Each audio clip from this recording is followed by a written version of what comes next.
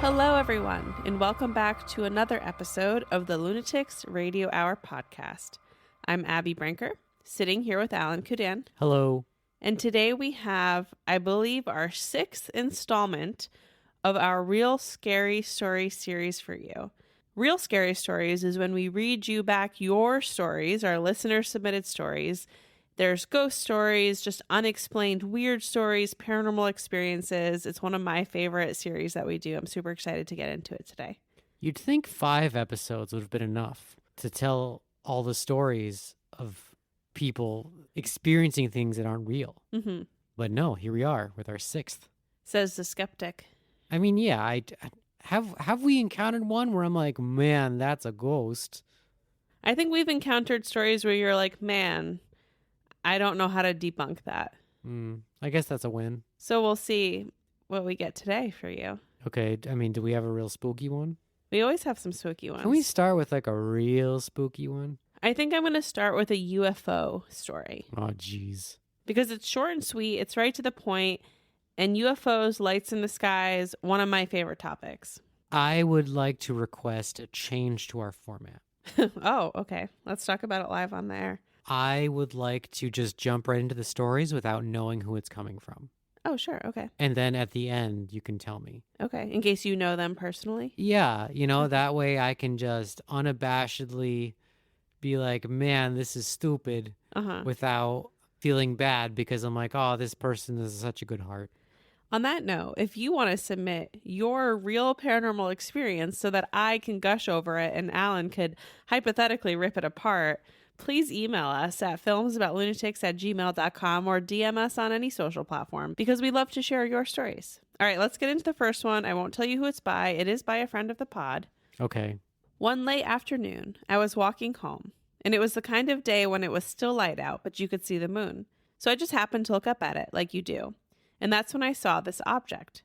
Comparatively, if the moon were the size of a dime, this would have been little more than the size of a head of a pin. It appeared to be white or very dull gray, about the same as the moon. The object zoomed toward it from a 2 o'clock position, faster than I've ever seen something in the sky move. Then, as it neared the moon, it slowed down, and once it got to maybe an inch away, again, comparatively, it just stopped. I just stood and stared, but from where I was standing, I didn't have the best view because there were some trees just below. I moved the rest of the way up the hill that I was on until I reached the top. By the time I got there, it was gone. Weirdest damn thing I've ever seen. I'll let you react before I reveal the author. How close did it get to the author? So I actually asked the author this exact question, and they said if I had to guess, as high up as a plane, but there was no way to establish the scale for sure. So it basically moved around the sky and then stopped. Something much smaller than the moon. Yes. White and gray. Yes. Moved, it seems like towards the moon. Stopped, like hovered completely stationary. Right. And then they kind of went up the hill to follow it and lost it. Sounds like a drone. I should also say, I also asked when this happened. And it was not recently. It was, long ago in their lives. So I sort of got the impression that it was before drones were such a commonplace thing. Okay. I mean, this does sound very suspiciously like drone activity. Yeah, but this was, hypothetically 15 years ago. Sure. Well, 15 years ago. 20 years ago, 40 years ago. I don't know. 40 years ago. Not recently. Okay. So, we'll say this, right? Could it have been a drone? Sure. Let's remove that. Let's say it couldn't have been a drone for whatever reason. Sure. What's your next response? Remote controlled helicopter. This looks like a pin. It's as high up as a plane. Yeah, because isn't a remote controlled helicopter a drone? Very similar. Okay, so let's move into a different category. But they've been around for many decades. Okay, what's your next? The hovering is tricky. Yeah, sounds like an alien to me. I mean, there's the Harrier jet. What's the Harrier jet? The Harrier jet is a fighter jet that's like, picture a fighter jet that has like the thrusters on the back. Sure. I think they're mounted on the wings, but they can pivot down. So the jet is fully capable of just hovering midair like a helicopter. That's cool. It's very cool. I mean, yeah, that's just a very niche aircraft, I suppose. Yeah. I mean, I don't know. I'm imagining it's a light in the sky that's moving around. Well, yeah, but it's dull, I believe they described it as. Sure. It wasn't like, oh, it's a star, Right, yeah. or a plane, or it wasn't as illuminated as that. Oh, he also said it was the afternoon. Remember, it was daylight. This was in the day? Yeah. And there's the moon? Yeah, you can see the moon in the day. That's impossible. So we should be trusting you for all the debunking. Okay. This being in the day okay, that's a little suspicious. Oh, we got him. He's hooked. If it's any kind of like jet aircraft, then, well, you would see a trail or something in the sky. Chemtrail. Yeah, chemtrail. Yeah. Still up there. I'm still on board with like some kind of drone or some small unmanned aircraft. Okay. Well, or like a UFO. I mean, yes, a UFO in the exact definition of a UFO. Right, not but you an don't alien know, spaceship. But it could be. You don't have any proof that it isn't. You have just as much proof that it's an unarmed fighter jet flown by any number of countries. We didn't say anything about armaments. I mean unmanned.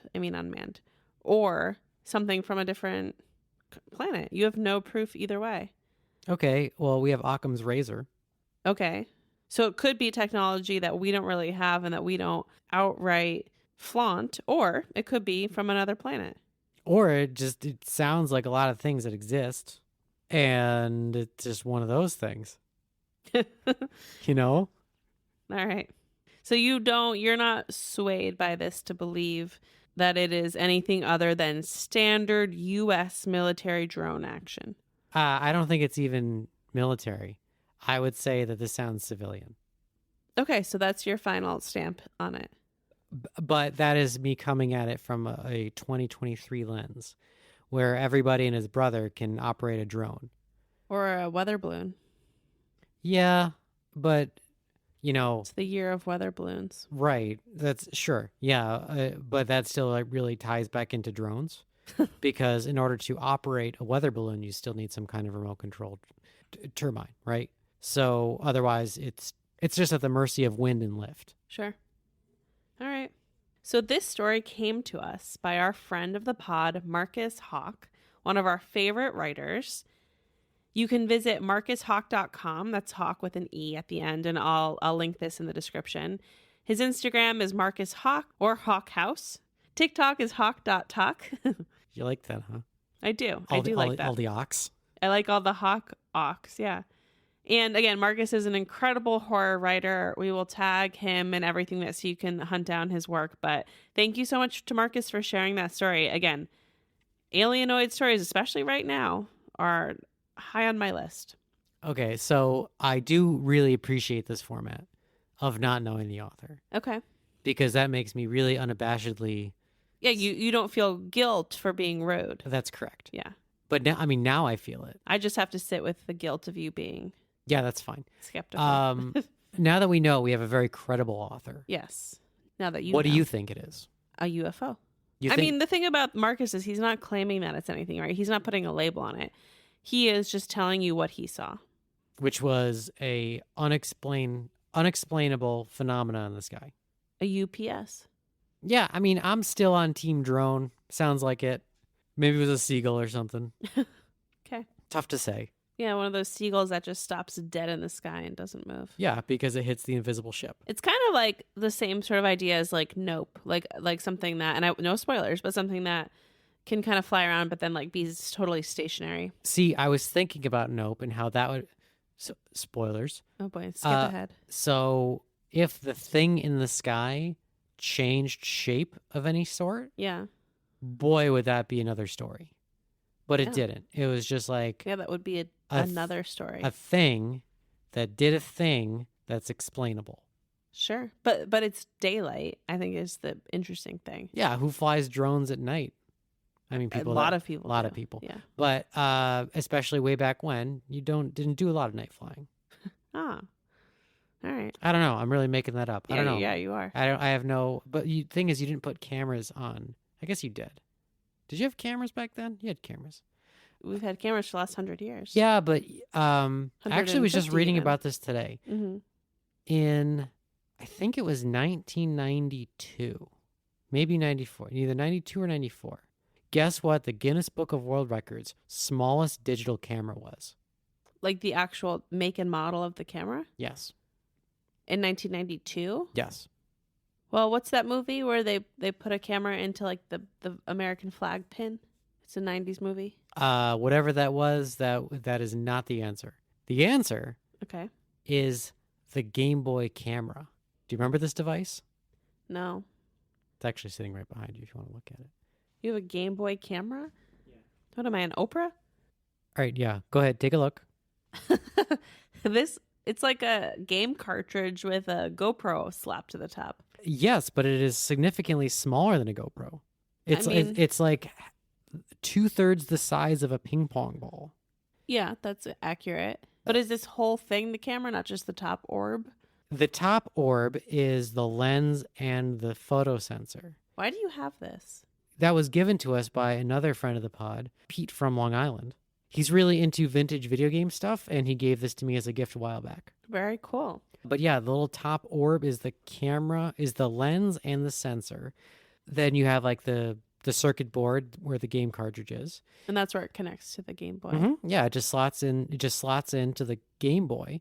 And I think it has enough memory for like 20 pictures or something. Huh. And then you can connect to the little Game Boy printer accessory and you could print out your photos. That's cool. Yeah. But I mean, think about it. Think about like a digital camera. Like, did you have, when you think of digital camera, you think of, like 2005-ish, right? Or early 2000s. Yeah.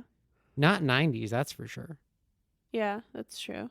Like maybe in like 98, you had like the webcam or something. Yeah. That was like awful. We had web TV.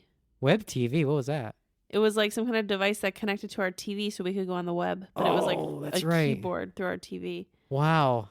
I haven't thought about that in a while. Yeah. I have a memory of going to my grandparents' house and you could tune to a certain channel and it would just be like Windows 95, just like desktop. Like the screensaver? No, it was just like a desktop. Huh. And it wasn't always there. And like I was convinced that my grandparents had this whole web TV thing. Yeah. And my brother is like, no, that's not how that works. You need like a device that connects to your TV. But what was the channel? I think it was just some network broadcasting their desktop.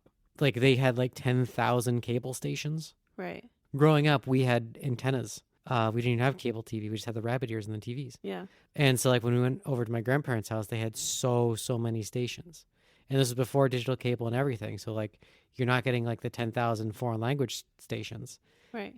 There was just so much garbage, including one that was clearly someone that was just broadcasting their desktop. Funny. Interesting. I wonder if they would play video. It was like the original Twitch. I don't know. They'd play the X-Files video game. Maybe. Stream it out. But yeah, like that's my web TV story. Because I was like trying to find an extra mouse and keyboard because then I thought my grandparents could finally have a computer. But my brother's like, yeah, that's just not how that works. Yeah, very wise.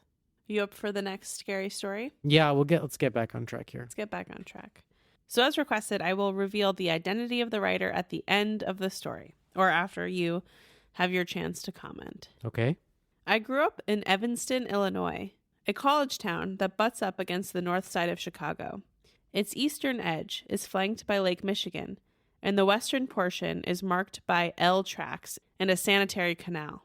Downtown features the campus of Northwestern University, an area which is quite developed now, but was a bit sleepier when I was a kid.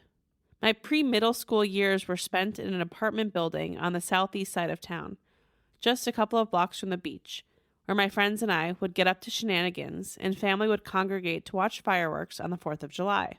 The apartment was strategically situated across the alley from a park, where all the neighborhood kids would play and have water fights, using our kitchen as a filling station.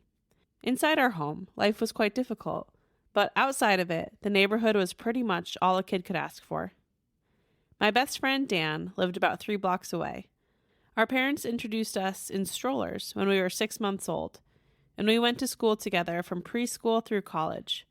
We've since lost touch, but many memories of those formative years involve the two of us, going up to Door Country, Wisconsin, to his parents' summer home to fish, kayak, and ride horses, grabbing stuffed pizza at Carmen's or scarfing down wings at Buffalo Joe's, and riding bikes.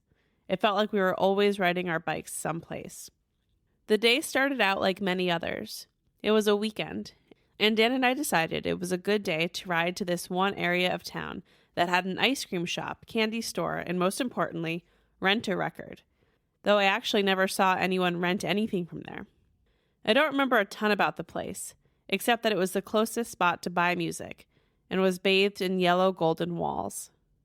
The plan was to grab a sugar boost at either Perry Drugs or J.D. Mills, a spot where you could buy gummy Coke bottles and chocolate-covered things by the pound, and then head over to check out some music.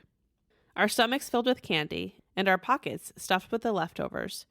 We locked up our bikes, walked to Rent-A-Record, and had a look around. The store was mostly empty, save for a couple of 20-somethings behind the counter, and one woman wearing a red scarf around her head and dressed in a bright-colored blouse. As we made our way around the shop, she engaged us in conversation.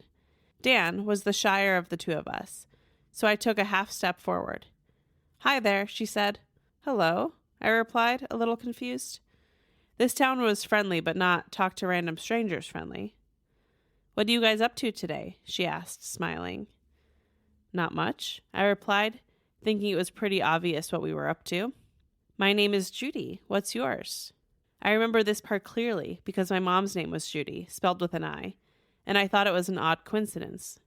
She also appeared to be about my mom's age.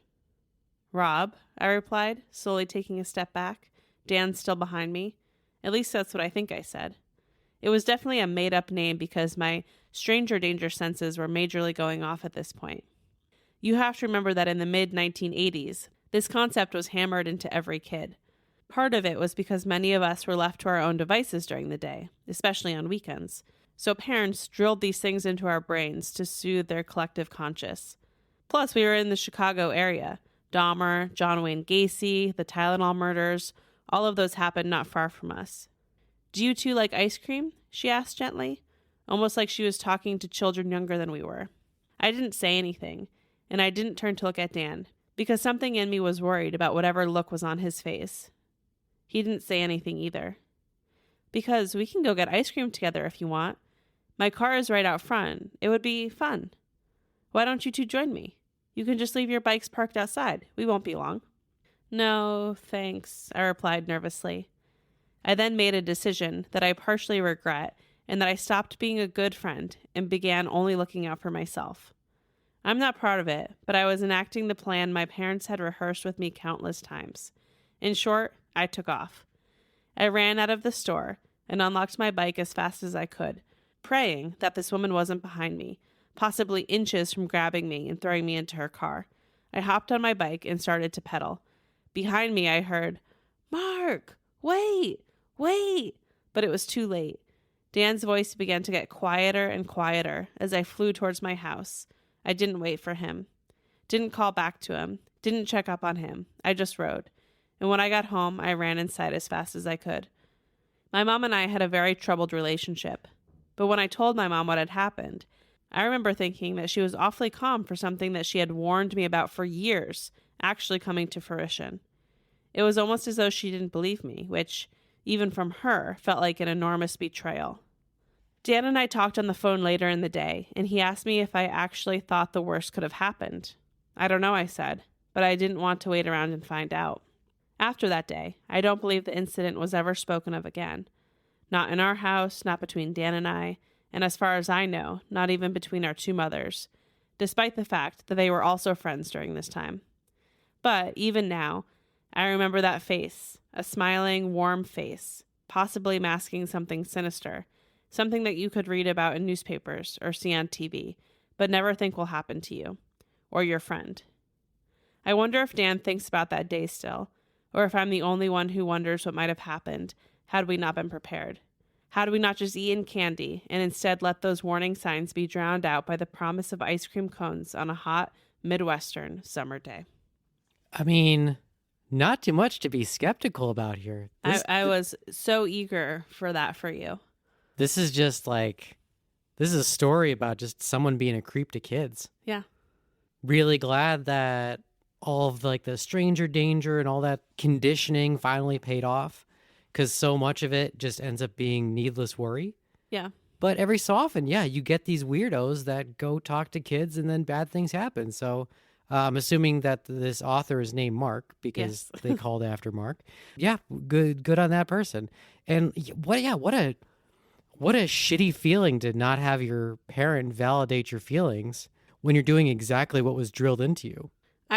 What I took that as, and I don't know. I mean, I don't know anything about this woman or her parenting, but I almost take it as like someone being so calm and it not coming up was because the realization of like, yeah, that's what would have happened if they had gone with this woman.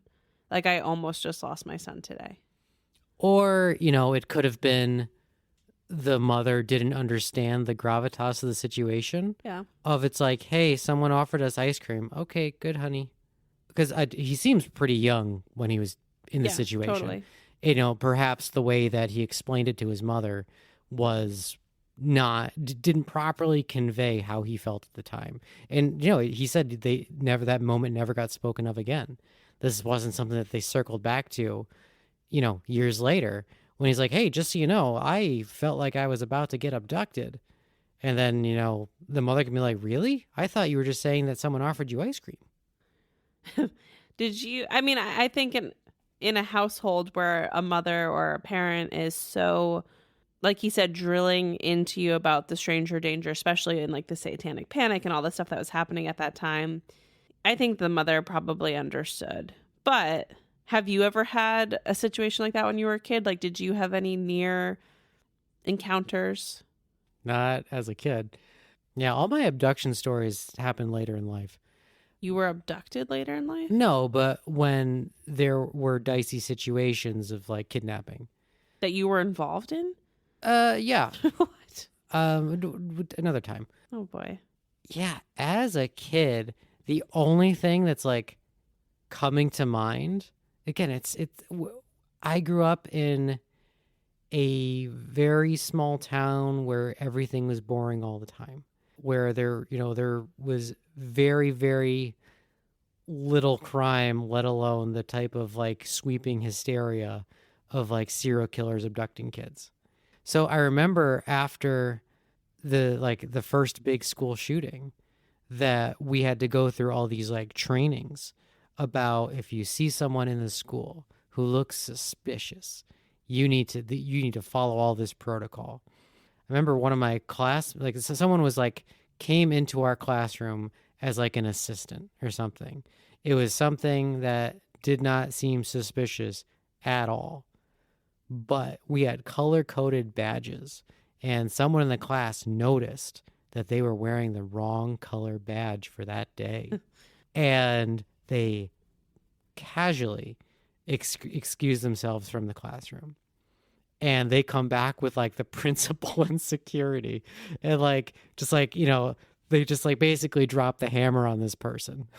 That's funny. And it's like, yeah, they were given like the wrong color badge or something. That reminds me of, there's a story where when I was, I don't know, really young, like pre-third grade, I saw a car go by our house, and our house was like 100 feet from the road. It was not close. No, because it's the oldest dairy farm in the country. That's right. And I thought that I could see this girl in the front seat, a kid not wearing a seatbelt.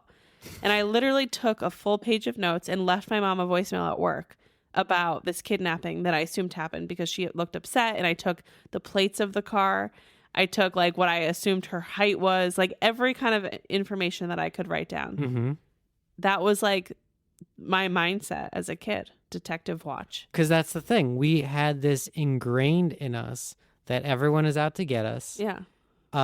We have to be hyper vigilant at all times.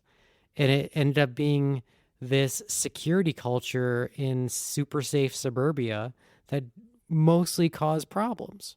Well, yes and no, because if you look at this story, then it saved lives. This is why these rules were put into place. And yeah, if we have to go through a little bit of hysteria to keep some really horrific things from happening, sure, let's do it. Yeah. But when you go decades in a small town, treating everybody like they're out to get you when nothing at all happens. Like, that's exhausting. Yeah, totally. So this story came from our friend, Marc Sirinsky, who, Alan, you asked the question earlier if any of the stories that we've read on this series had kind of passed your test. And Marc's story may be one of the few that you had a really positive reaction to. Yeah, I'm on Team Marc. He tells it like it is. Aren't we all? No, absolutely not. No, so much fluff around here. Everyone's talking about, spaceships and werewolves and all this stuff. It sounds literally like the stories that you write. Yeah, I did literally write werewolves in space. Yeah. But that's I wasn't claiming that was a real scary story. I think about this often, especially lately when it comes to the paranormal. This sort of chicken or the egg situation of, have I had more paranormal experiences because I'm more open to them and receptive and thus paying attention? Do you have less because you are less open to them? And how does that all factor in and play out? And is it that you're shutting them out, or is it that you're just like changing the fabric of what's happening around you because you aren't open to those sorts of things? I think people will always see what they want to see. Not always, but the vast majority of the time. Think about how you can throw cold, hard facts at a certain group of people, and it is met with nothing but talking points that dispute this, that they hear on Fox News. I was on a 400-person Zoom call last night with a medium, and he said something that I think really... I'm sorry, can we circle back? You were what? That's all. That's the amount of information that I'm going to give. You were on a 400-person Zoom call with a medium. A single medium. A famous medium. Was it? Who was it? Was it? I'm not going to say who it was. But... Is he a medium? He's a medium, right? Yes. Okay. But... Are there more? Are there more famous ones? There's only one. There's multiple famous mediums. But anyway, the point is that he said something really funny, that someone had asked the question, what happens to non-believers when they die? And he said it's like the best surprise party ever. And I hope that for all of us. I hope that after this, you spend your life being grumpy and closed-minded, and you go through life not living in this fun world that I live in, where there's all these other things that exist. And then when you die, you realize that you were wrong and that I was right. And it's a really fun surprise party for both of us. Yeah, a real fun surprise party as we're burning in hell because we didn't repent and accept the proper Lord and Savior. That's obviously not what we're talking about. But if that's just, that's just like your opinion, man. Like... Yeah, but that is very easily traced back to political and other, like, there's, like, you can really get into that. Okay, let's do it. What I would love, let's get into it. Fuck whatever this episode was. I think it's important to be skeptical, right? To not blindly believe every paranormal experience that you see or have. Great. I also think it's important to be open-minded enough to not believe that we know everything about the world, because of course we don't. Of course not. And I think, but there's a very fine line between looking at something that can be explained without the paranormal versus looking at something and be like, well, it could also be explained by the paranormal, so let's go with that. It's like we're looking at the same line, we're just standing on different sides of it. It's not like there was a fucking 70-foot tall Mothman walking around the city, and it's like, you know what? I bet you that was just a big hoax. Okay, but I think that there's a difference between someone like me who believes in the possibility of an afterlife or some sort of like spiritual continuation or spirit continuation versus, 9 rings of hell and this whole like hierarchy of angels and demons. Like to me, I think one of those things is more likely than the other, even if you're just looking at the scientific evidence that we have.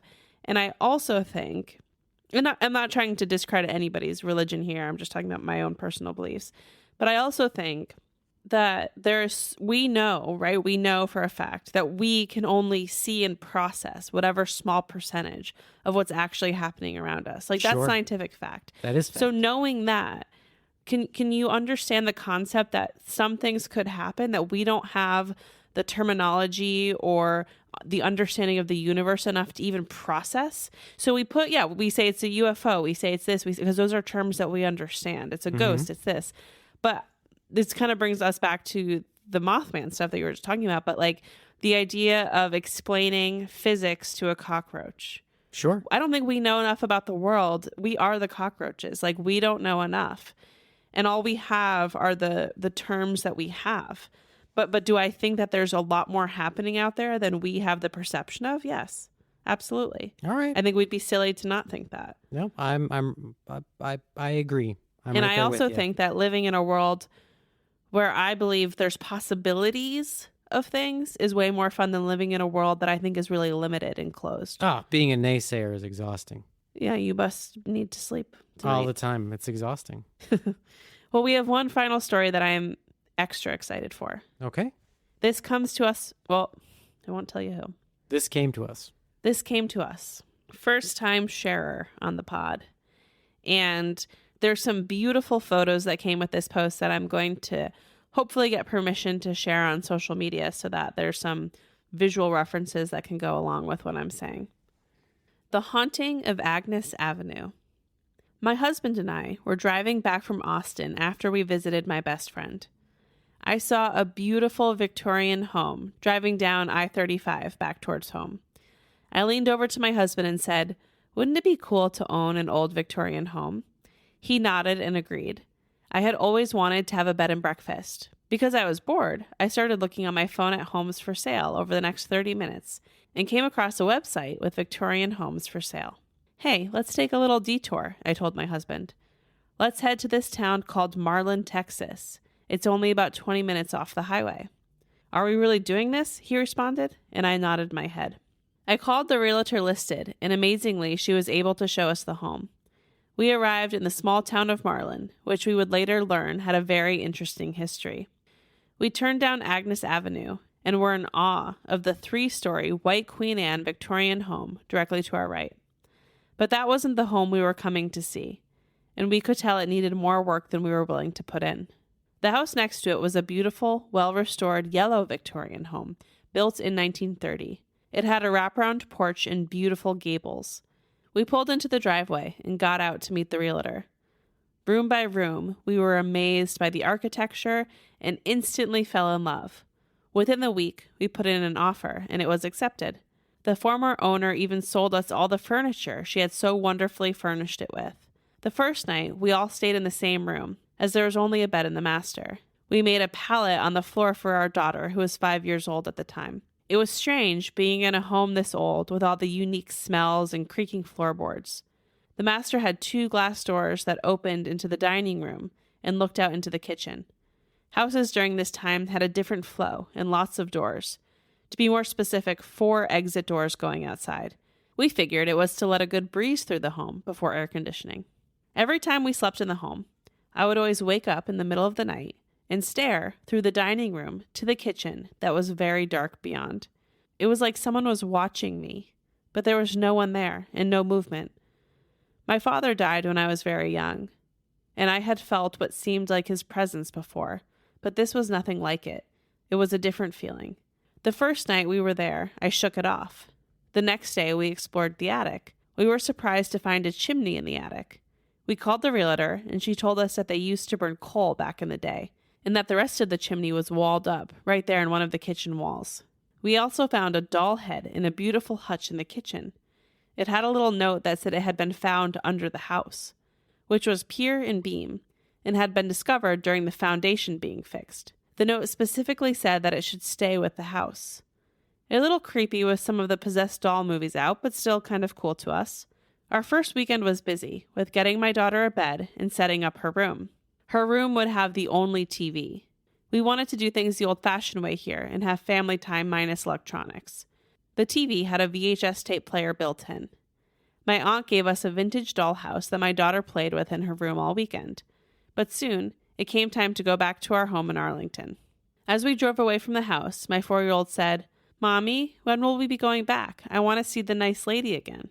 "What nice lady, the realtor?" I asked. "No, Mommy, the one that watched me play with the dolls," she told me innocently. Chills went up and down my arms.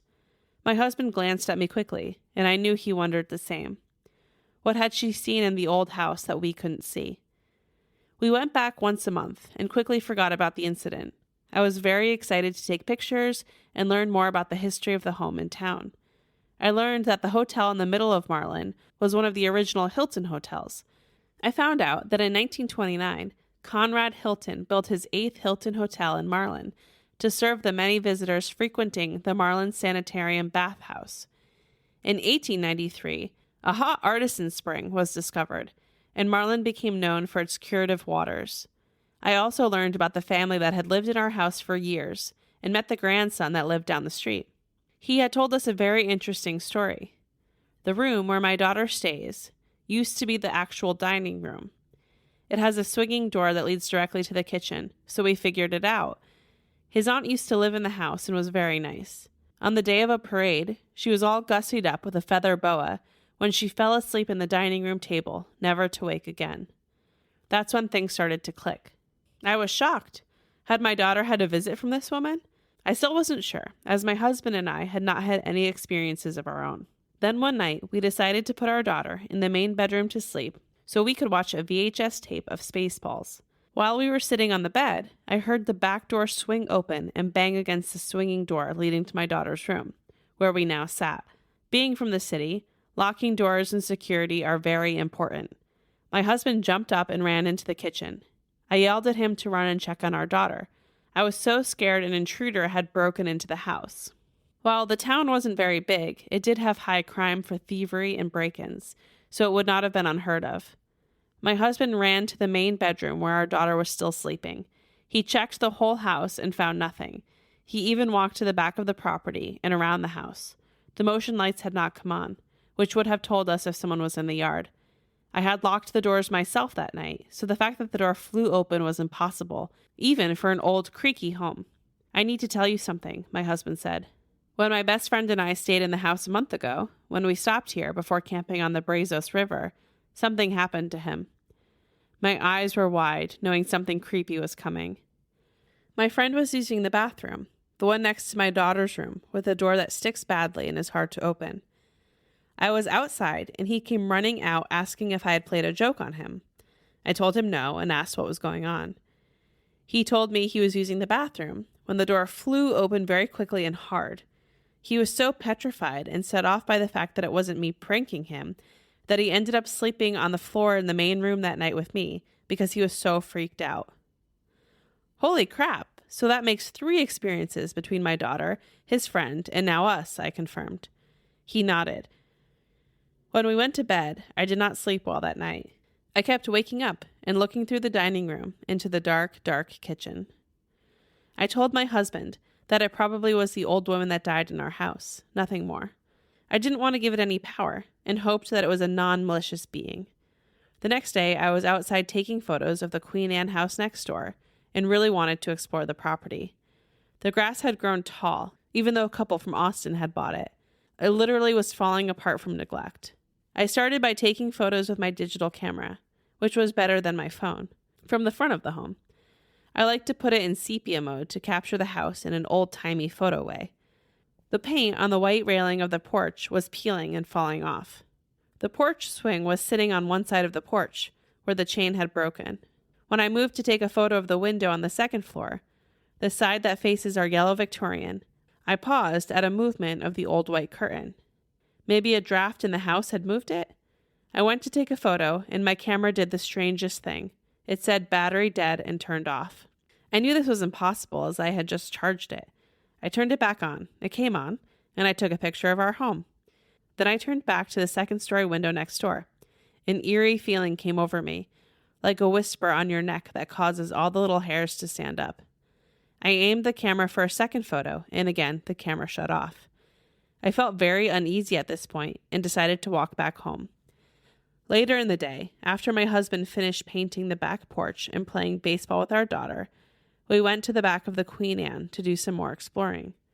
There was a cottage behind the home that had 2 sides to it, both with its own front door entrance. However, where the doors would have been was now a gaping hole. The cottage may have been grand in its day, but now was a disaster and probably a squatter's home. We went into the left side first. It was a small room full of light, nothing of significance, maybe a servant's quarters. With the house being late 1800s, early 1900s, it's very possible that this 3-story beauty had its own maid and butler. Then we walked through the tall grass, praying that there was no snakes like our neighbor had warned us of only the day before, and walked into the other side of the cottage. It was dark, dreary, and had an overwhelming creep factor about it. We looked into the closet, and there were shackles and chains attached to the wall.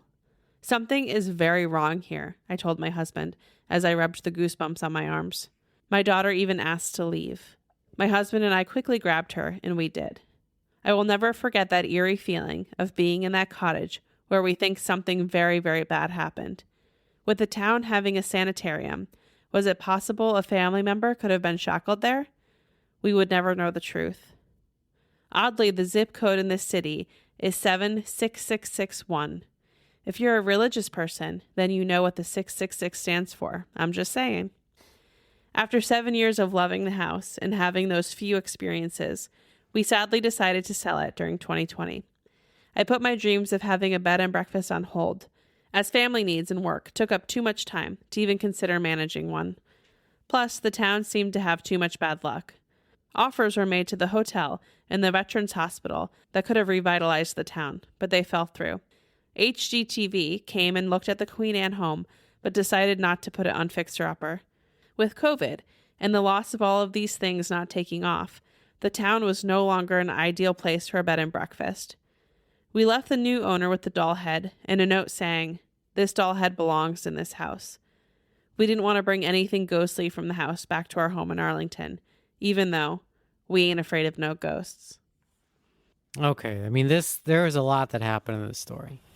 A lot of twists and turns.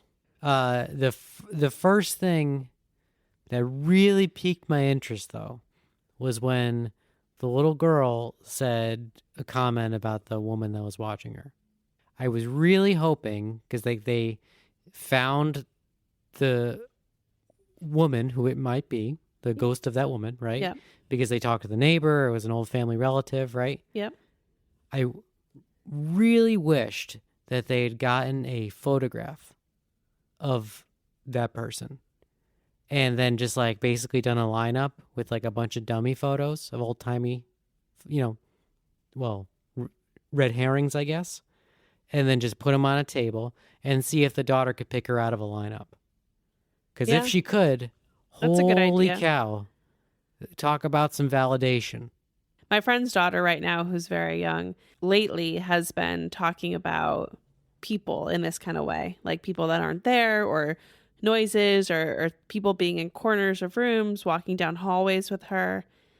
And they don't have a sense of who those people could be if they were real. But that's an interesting idea if they find out maybe some history. Well, that's the thing. Like, kids have really unbridled imaginations. It is so easy to concoct a grand, not hallucination, fantasy, whatever you want to call it, daydream, But there's always a chance that there is some validity to something. And so by having indisputable proof, by having a photograph of that person mixed in with a big lineup, I mean, sure, not indisputable, because there's always that, 1 in 6 chance, I guess, that they pick it arbitrarily, right? But if that is the person that died in that home and your young daughter is saying this is the one that's seeing me without any context, to like tip her off that she should be picking this thing, like, I don't know, that's kind of spooky. Yeah, I mean, I also think that there's probably an age where kids have seen enough media that they know how to pretend that something is haunted. Absolutely. Or in their brain, they're like, oh, I'm scared of this now because I've seen horror movies or scary things. But I also wonder what that age is. If you're talking about a 2 or 3-year-old, if them having that kind of experience feels more valid because it's before they've been immersed in that like horror culture. I don't know. I'm just throwing things out into the universe. I spent much of my childhood being afraid. And there was a definitive shift between memories I have of things, you know, happening Sure. versus being afraid of scary, like the X-Files. Right. You know? And then there's that gray area of you don't even know whether it's real or fake. Well, as an adult, I think I can look back soberly. Your tentacle story? Well, obviously that was fake. Obviously that didn't happen. But I have a memory of it. And as an adult, I can admit that clearly it didn't happen. But that is your rational mind saying, I have a memory of this happening for sure, but there's no way that it could have happened, so it must have been fake. Right. So like that, where does that fall? Or it must have been fake or unexplainable, right? It could be somewhere in between. You're right. It could be a gray area. But I don't have a rational, logical, earthly explanation for it. There was clearly not an octopus in the attic. yeah, clearly. All of the other things, though, nothing got me about like, wow, 100% supernatural. Like doors flying open, that's a little unsettling, but stuff happens, right? But there's a difference between like, okay, a door creaks open, and I'm not saying it's a ghost, but I'm saying there's a difference between, okay, you're in an old creaky house, which I lived in. Things creak, things shift, the walls aren't totally even, right? Sometimes, so like, yeah, Sure. even if you think you lock a door, sometimes the door can open. There's a difference between that and a door violently being thrown open. All I know is every time someone has come to me and be like, yeah, there's some movement in the house of things that are not supposed to be moving. If you investigate it thoroughly enough, granted, this has not happened to me many times, but if you investigate it thoroughly enough, you can find what's going on. And it's usually a very mundane explanation. Maybe. You know? If that door always flung open violently, then maybe. But it doesn't sound like that's the case. I mean, yeah. You like, sure, houses have ticks. So if you step on this 6th floorboard for some reason, it tickles the house, you know, whatever. Like, oh, ticks. I'm like, geez, Lyme disease? But you know what I mean? Yeah, no, I got you. Yeah, exactly. If you're in a quiet house, nothing is happening, and all of a sudden, bam! Like, yeah, it's unsettling. But I'm not going to say it's supernatural. Well, no one's asking you to. No, sure. Same thing with like the shackles on the wall. I have a similar story to that as well. Okay. Which we'll get into another time, but that was one of the things that really drew me into this story, because I have a very similar story, and I just think it's so bizarre, and that to me is like clearly a remnant of something terrible that happened here. Like, regardless of the intention, regardless of why there's shackles on the wall, it's not going to be a good human positive situation, that someone endured something terrible here. And regardless of that whether it's the manifestation of just like bad energy versus a haunting, it's just not going to be good. I don't know. There's like, so up in my hometown, like there's a lot of very old buildings. Mm-hmm. And, you know, some of these are pretty much untouched because they got, you know, repurposed for industrial stuff. But they have like sections of it that are just not used, right? And there's like a lot of creepy stuff in, like I'm thinking of this one building where it has like because it used to be an old factory, and there's this whole area that was like walled off. So like, of course it's pretty untouched. And back there is like all this really creepy shit, right? That it makes it seem like this area is straight out of like one of the Saw movies. Okay. First off, you're already freaking yourself out. You're looking for nefarious intent when this can be so easily explained by bored teenagers in the 50s, right? I don't know if I'm following. Where it's just like, I'm going to set up this spooky thing and just leave it because it's funny. What spooky thing did they set up? Just like, you know, it's like satanic graffiti with like weird stains places. You think teenagers in the 50s were doing that? 50s was a bad example. Like there's graffiti all over the building. Sure. And like people write the date. And so, yeah, stuff goes back to like maybe like 62, I think is the oldest that I noticed. Yeah, I mean, graffiti is, that's the nature of graffiti. Yeah. You go into any abandoned old building and there's people write, creepy graffiti on the walls. Yes, it's yeah, so you have this like satanic graffiti with like what could be blood stains and, chains and a pail on the floor. Like, okay, cool. Like, yeah, it's spooky, but it's also funny. I think that's different because these houses are privately owned, and the situation that I had, again, we really had to like, I say we, I wasn't there. But the situation with the chains, I think, is being drilled into walls. Like, it's not like throwing some chains onto the ground. These are like in the house that I'm referring to too. It was like sets of chains like across the whole basement that were soldered into the walls. Like, that's not a prank. Soldered? Yeah, like, or whatever, drill, like probably bolt a chain. Bolted, yeah, into brick, Masonry nails. Yeah, that's not some teenagers setting that up. You really underestimate teenagers. But I don't know, if I had the opportunity to make a spooky thing for future generations to find, I would absolutely do it because I would find that hilarious. You're the problem. Yeah, I fully admit that, but I am certainly not the first. Okay. Well, it's been really fun talking to you about all of this, as always. So where'd the story come from? This story comes to us from Erinn Bryant, who very, very graciously reached out, sent some beautiful photos of these houses that she's talking about. Hopefully I'll be able to share those for everybody. I'm so grateful for Erinn. I thought all of the stories today were super well written, and I loved the diversity. We had a classic ghost story, classic UFO light in the sky sighting, and then probably the scariest of them all, like a real terrifying human interaction. Yeah. Which is really the monster at the core of everything. Sure. Yeah, absolutely. Like UFOs, ghosts, those things could be scary because they're unknown.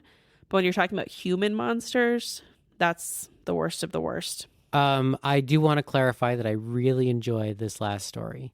And because honestly, it fit very well with the others in that nothing seemed dolled up. Yeah. All of these seemed very like, this was my experience. And I love that. Like, I want to have some kind of experience. I want that for you so badly. More than I want anything else. You have very interesting priorities. I might pay a private medium a lot of money to try to break you. Please do not. I might. Don't do it. They're all fakes. Well, not if they can break you. Okay, you think that person who was on a Zoom call with 400 people was the real deal? Yes, I do. I personally do. Okay. And over Zoom, they made a psychic connection with you. Not with me. Okay. No. Actually, I'm sorry. I'm really not going to dispute psychic connections over Zoom. Great. As phony as it sounds, I have firsthand experience with someone making a psychic connection over Zoom to excellent results. Are you talking about our experiences with Charlotte? Yes. So our friend Charlotte, we will shout out and leave a link to her services below. But our friend Charlotte, who does readings for mediumship and psychic readings for pets and animals, an animal communicator, she gave us a life-changing reading for our cat James that actually really changed the dynamic in our household quite significantly. So, I mean, on paper, I think this is very silly. However, I cannot argue with results. That's right. By implementing the changes that she suggested based off her psychic interactions with James are so stupidly spot on that my relationship with the cat has completely changed for the better. Honestly, then the relationship between us has become better. Yeah, so we're very, very, very grateful for Charlotte. But Alan, it's exactly the same sort of thing. No, it is not. If you came, I wish you would be more open to coming because He's a charlatan. I really disagree. I really do. And I don't want to talk about this publicly, but I really do. And I really have, I believe, experiences that even as an observer in this space, in person, I've seen him multiple times in person. This is wasn't it? I'm not going to say who it was. This is 100%. But that just being an observer and hearing people's reaction after the fact, that it's powerful. And I'll say this, nobody leaves that feeling upset or agitated. I would. And I do think I admit that people go looking for people who are maybe desperate for connections with loved ones who are taken too soon or tragically, and they go looking for that validation because they're grieving. And I understand the complexities of that, right? Sure. Look at the Civil War. After the Civil War, the spiritualism movement in the U.S. skyrocketed because people were looking for ways to connect with people that they had tragically lost. I can very clearly logically see the connection. Look at the vipers that chase after people that lose their kids. But I will say this, nobody leaves one of these events feeling worse. People who have readings all leave feeling validated and like they have connected with these loved ones that they really, really miss. And the intimate personal details, like I've seen this person read rooms of thousands of people. He reads, 20, 30 different groups with such intimate details, and sometimes they don't even know, and they figure it out at the end, like, oh, that's what this is talking about, and he'll fight with them on it. And I just wish that you would be open enough to go and observe. Okay, with a pool of people that big. But he's not being vague. No, he's not. Going, hey, guy in the green beanie, is your grandfather named Walter? Hey, guy in the green beanie, who is our paid actor? Alan. As someone that works in television, and this is not being televised. Doesn't matter. People are paying a lot of money to do this, are they not? In a pool, again, if this was a reading... There's details that are available that are not able to be looked up. And there's people that have had readings that we know, that I personally know. Mm-hmm. So I know that they're not paid actors. So what do you have to say to that? I say that those readings were pretty vague. They were not. There was intimate details that nobody had shared with each other. I feel like the really successful mediums... Have you seen the show Psych? No. You got to watch Psych. Okay. I'll watch Psych if you come with me to an event. It's basically somebody who is a super good detective, all Sherlock Holmesy, and he's just so good at reading people and context clues. Sure. That it is easier for him to claim psychic powers than having to constantly explain himself. Yeah, I believe that. I believe that that's real. And I think a lot of these people certainly can be really good at reading body language and whatever else. But I don't think that tells you some of the shit that comes out of this mouth. Disagree. Oh, really? You can look at a group of people and say, oh, did you have a debate over your husband leg came off in a car accident? Did you have a debate over whether or not you should have put that leg in the coffin or not? Yes. You could tell that from looking at a group of people? Me personally, no. If I had a paid actor plant, yes. Okay, so we agree to disagree. Yes. Great. If you would like to send stories for us to read and debate on Lunatics Radio Hour, you can reach out to us via email at filmsaboutlunatics@gmail.com, especially if you have a story that could stump Alan on the debunking side of things. I would love that. If you have any suggestions for haunted hotels or locations where I could take Alan so he could have a paranormal experience, I would also be open to hearing those. And as always, you can reach us on any of our social media channels. It's an easy and fast way to get in touch. I think this is going to be the last one of these that we're going to do where it's just us. I think we need to have more people on these types of episodes. Panels. Just so, we can bounce ideas off somebody. We need someone who's perfectly neutral. Kind of dial us back a little. Because you're on team anything goes. You're on team nothing goes. That's correct. So here we are. We need somebody on team half the things go. Okay. Well, we'll start thinking about our perfect panelist. Okay. Thank you all so much for being here. We will talk to you soon. Stay well. All right, bye. Bye.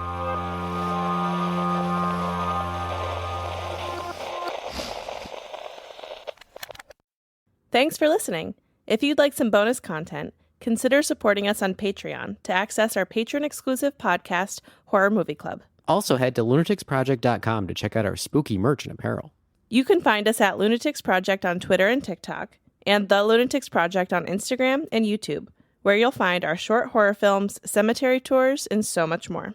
And please rate and review. A little feedback goes a long way to help us grow and get more content out there. Our cover art is by Pilar Kep, and musical bumpers are by Michaela Papa and Jordan Moser.